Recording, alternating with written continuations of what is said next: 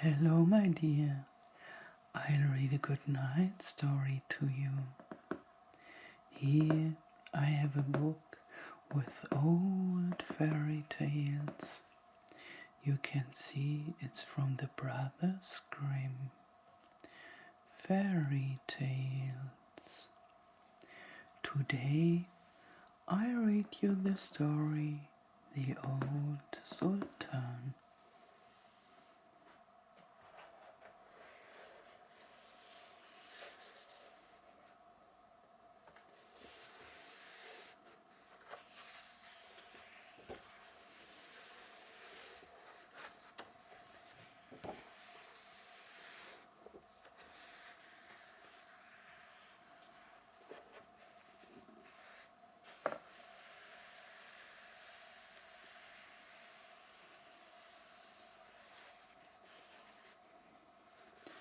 Old Sultan.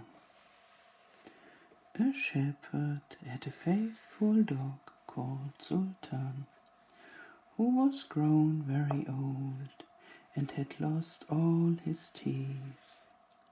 And one day, when the shepherd and his wife were standing together before the house, the shepherd said, "I will shoot old Sultan tomorrow morning, for he is of no use now."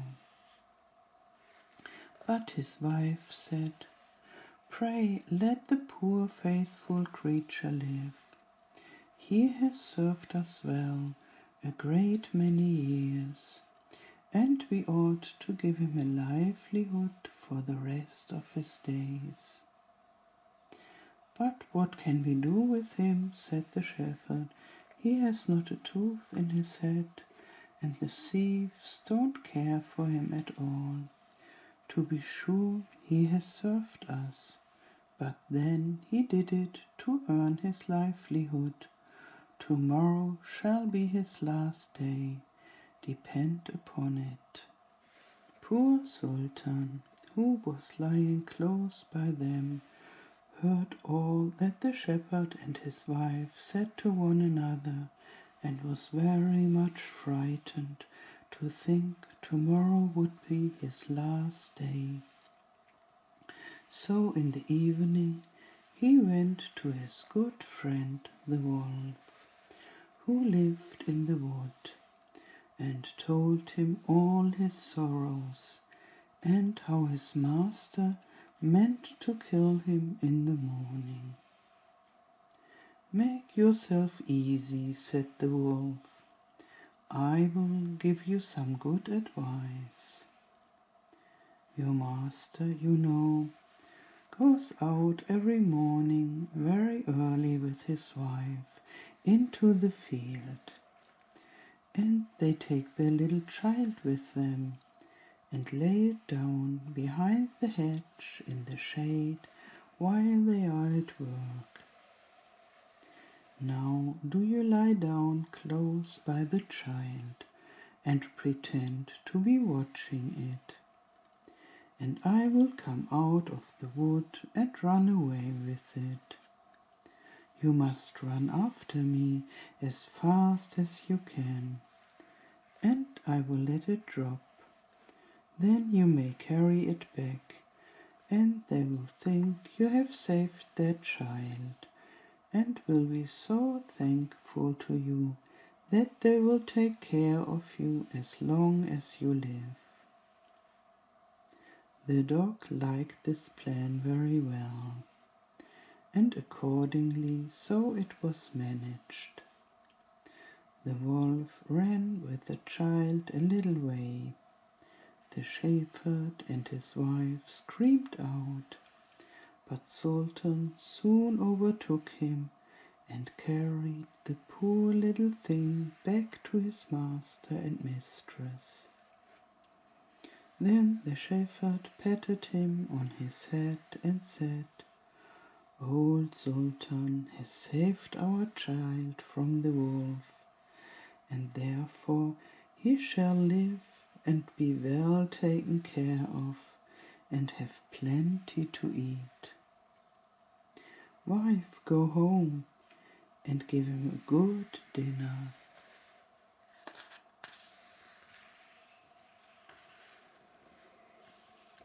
And let him have my old cushion to sleep on as long as he lives.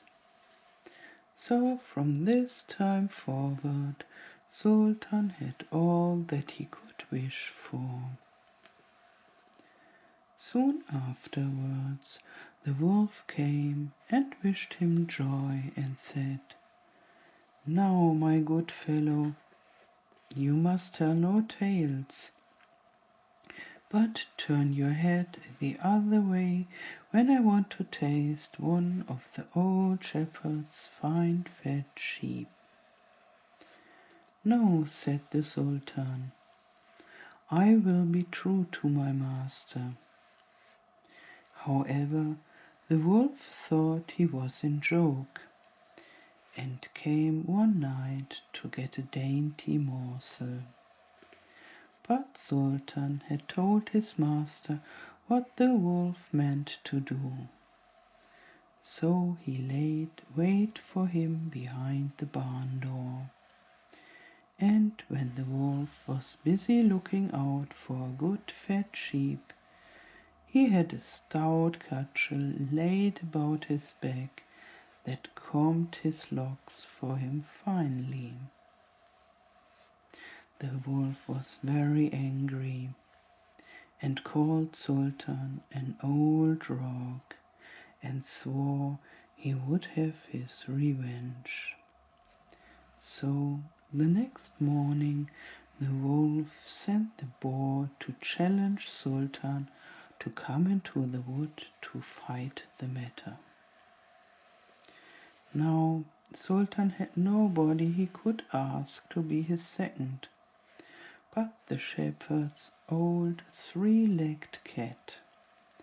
So he took her with him, and as the poor thing limped along with some trouble, she stuck up her tail straight in the air.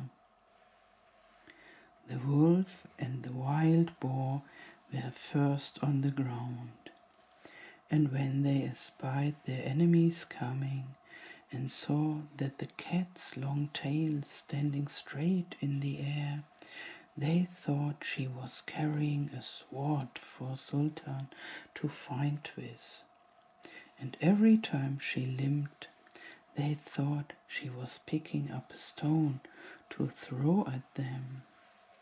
So they said they should not like this way of fighting, and the boar lay down behind a bush, and the wolf jumped up into a tree.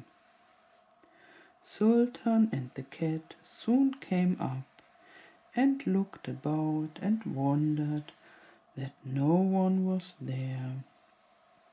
The boar, however, had not quite hidden himself, for his ears stuck out of the bush, and when he shook one of them a little, the cat, seeing something move and thinking it was a mouse, sprang upon it and bit and scratched it, so that the boar jumped up and grunted and ran away roaring out, "Look up in the tree, there sits the one who is to blame."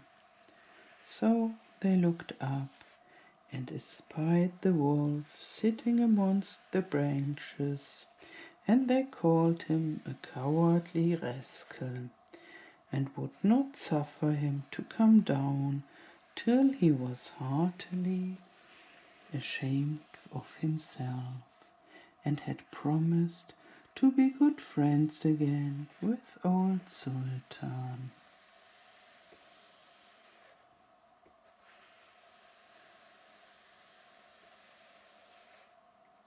Good night and sleep well.